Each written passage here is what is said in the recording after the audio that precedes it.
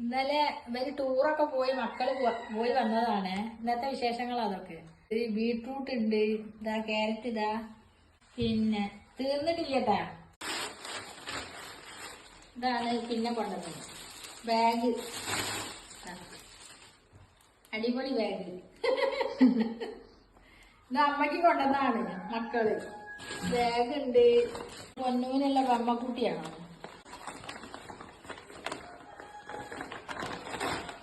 ഇതാ ബമ്മക്കുട്ടി.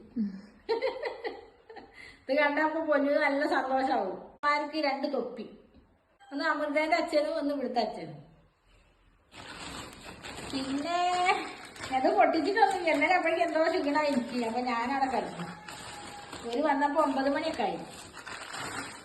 ഇതാ ചെരുപ്പ്, അതോളം അനിയത്തിക്കാണ്. പിന്നെ ചോക്ലേറ്റ്, ഊട്ടി ചോക്ലേറ്റ്.